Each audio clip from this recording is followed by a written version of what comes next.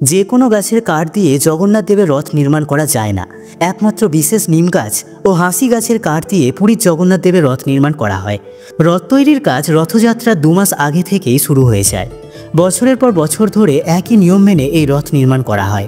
তিথি অনুসারে রথের জন্য কোনো পেরেক বা কোনো কাটা কাঠ ব্যবহার করা হয় না। রথের কাঠ হতে হবে সোজা ও খাঁটি।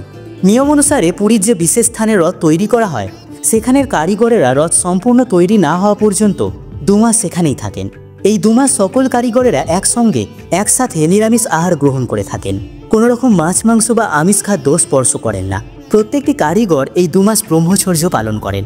এই 2 মাসের মধ্যে যদি কোনো কারিগরের বাড়িতে কোনো অপ্রীতিকর ঘটনা ঘটে তবে সেই কারিগর রথ তৈরির কাজ থেকে সরে আসবেন।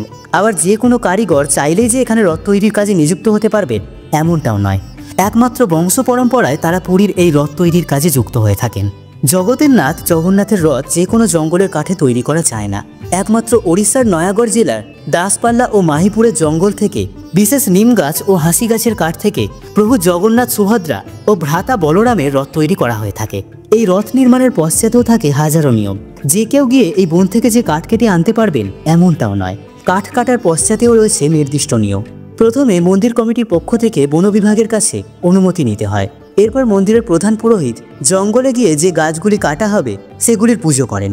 এই পূজা চলাকালীন যদি কোনো বাধা বিপত্তি না আসে তখন ধরে নেওয়া হয় বনদেবীর গাছ কাটা নিয়ে কোনো আপত্তি নেই। বংশ পরম্পরায় যে ছুতোর পরিবার গাছ কাটে সেই পরিবারের সদস্য প্রথমে সোনার কুঠার জগন্নাথ দেবের পায়ে স্পর্শ করান। তারপর প্রভু জগন্নাথের আশীর্বাদ নিয়ে রথ নির্মাণের জন্য নির্ধারিত গাছগুলিকে সোনার কুঠার স্পর্শ করিয়ে কাটা হয়। এই 3টি রথ নির্মাণ করতে মোট 835 টুকরো কাঠ লাগে। এবার অনেকেই ভাবেন যে রথযাত্রা শেষ হওয়ার পরে এই 3টি রথের কি হয়। রথযাত্রার পরে রথগুলিকে ভেঙে ফেলা হয়। তারপর এই কাঠ চলে যায় মন্দিরের পাকশালায়, যেখানে ওই কাঠ দিয়ে সারা বছর জগন্নাথ দেবের ভোগ প্রসাদ প্রস্তুত করা হয়। আবার কিছু কাঠ নিলাম করে দেওয়া হয়। আবার যে ব্যক্তি নিলামের এই কাঠগুলি ক্রয় করেন তাদের সতর্কবার্তা দেওয়া হয় এই কাঠগুলি তারা যেন কোনো খারাপ কাজে ব্যবহার না করে। বছরের পর বছর ধরে চলে আসছে পুরীর জগন্নাথ মন্দিরের এই নিয়ম। ভিডিওটি ভালো লেগে থাকলে লাইক, কমেন্ট এবং শেয়ার করতে ভুলবেন না। আর এরকমই ইনফরমেটিভ ভিডিও নিয়মিত পেতে আমাদের বংবাণী ফেসবুক পেজ এবং ইউটিউব চ্যানেলটি সাবস্ক্রাইব করে আমাদের পাশে থাকবেন।